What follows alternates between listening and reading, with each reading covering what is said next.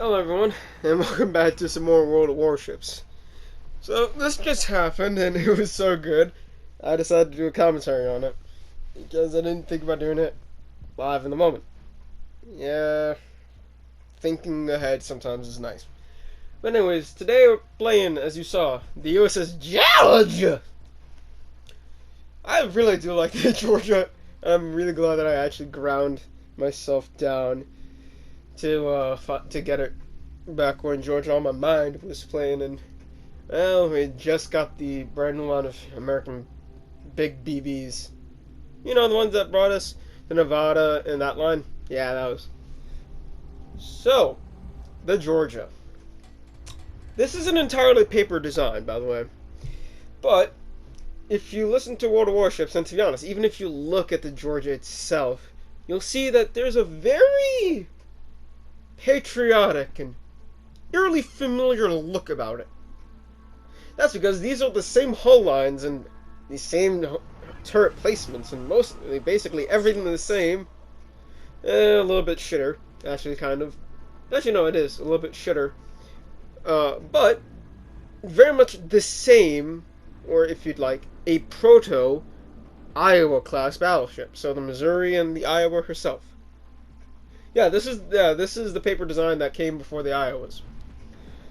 And the paper design comes actually upgunning the Iowas. So instead of slinging the superb, or Mark, trying to remember their designation, the Mark 16-45s, this is slinging 18-inch guns around in 3 turrets, 2 barrels each, for a broadside weight of 6.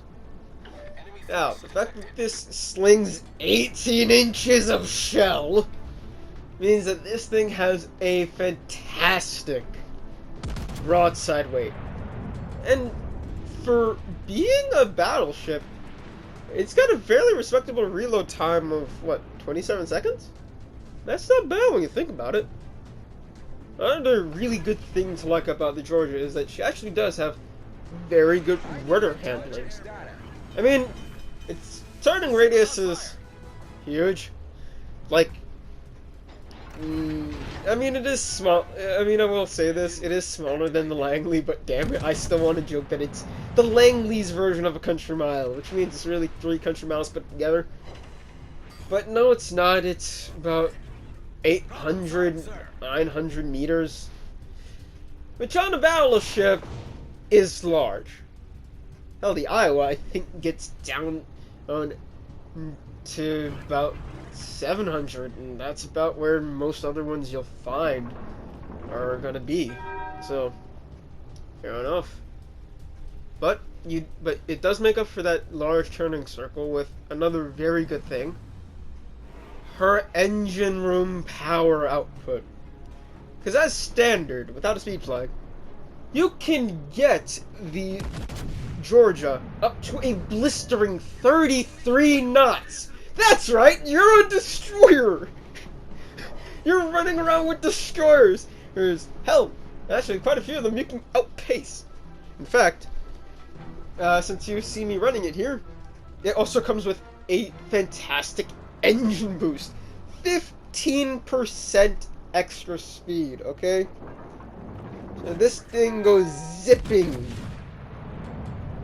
That actually brings this thing up to 38 knots, give or take, without a speed flag. I have a speed flag, so I'm pushing over 40. But you know, no, I wasn't running a speed flag. Right, I wasn't. So yeah, no, so I'm running around at 38 knots if I go in a dead straight line. Now, something else, now, let's get back to the turrets. Because, whoo, let me tell you, I really do love the power plant in this thing. But the guns are something I should really not neglect. Again, there's only 6 of them. I got exactly as many as Gneisenau, in the same layout as the Gneisenau. But unlike the Gneisenau, these things actually hit what they're aiming at. Most of the time, the misses you see is dispersion and me just being a complete utter potato and overestimating or underestimating things. But in general, no, these guns, just like every, okay, basically, yeah, every American battleship, you point at that target, it's just gonna be hit. How well is a different story, but you're gonna get hits. Devastating hits. Crippling hits. Important hits. And with 18 inches, that means you can overmatch 32 millimeters of bow plating. So, if, say, that hood was insane enough to try to, you know, go bows in against me, which you mean he's going stern in against me, and I can puncture his stern too. That works for me. But I want to actually hit a Citadel a little bit more reliably, and raking shots are all well and good, but, you know, the side is easier.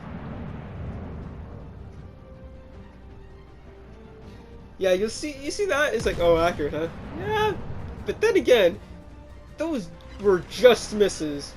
Yeah, the rear turret gets 10,000 hits. Oh, by the way, the maximum damage for the armor piercing is 15,000 something something something. 15,000. I'm going to say about 600, maybe 700. HE is 6250, or in that ballpark. With a relatively alright fire start chance of 43%. So you know what? It will, in theory, start fires pretty commonly. And you know what? It will still knock everything around. By the way, yeah, just because it's high explosive, it doesn't mean that it's, you know, going to stop as soon as it hits the thinnest of armor. This is freeze and discovers, but, you know, overmatch. Hilariously, actually, if I was firing the AP, I think it would die faster. But then again, I'd rather still fire the HE for the simple fact of, in theory, if he's stupid enough to, and he gives me a long enough shot, the shell should explode and not overpen. Yeah, that's the only slight problem. Thin targets will be very much easily overmatched by 18-inch guns. They just are. Now, this is what this entire commentary is about. Me and this hood. Where the hood going? Don't know, but he going there in a hurry. He's going to the corner by the looks of it, and boy howdy was I willing to follow him. In fact, in a dead straight line, the hood, I could easily catch up to the hood. You'll notice that I'm not doing much in the way of course adjustment, just enough to keep myself angled very well against his shells. Which, to his credit, he did eventually figure out HE's not working, try AP. Hey, you never know. And he did get some relatively decent stuff out of it. I mean, he knocked out one of my turrets, so that's nice. It's gonna take me a little bit longer to nickel and dime you to death. Because we've been nickel and diming each other for the last while now. Basically, that's half of the game. This is actually after the update, by the way, if you can't tell. And thank the Lord we can finally have our secondaries, if we want them, on, and our anti-aircraft while we're at it. Or we can turn them off, which is helpful when you're in a destroyer. Or you can have all your secondaries focus on a target. Properly focus on target.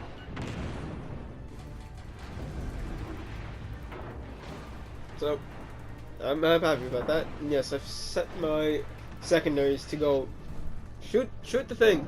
Stay on him and shoot the thing. Now, to be fair, this hood, he knows what his wing condition was. It is just unfortunate that, number one, a Miyoko is following him. And number two, I have 18-inch guns and he was giving me flat broadside at basically point-blank range. But hey, it's all in the end okay. Well, take care, guys, and remember, nothing in this world is without sin.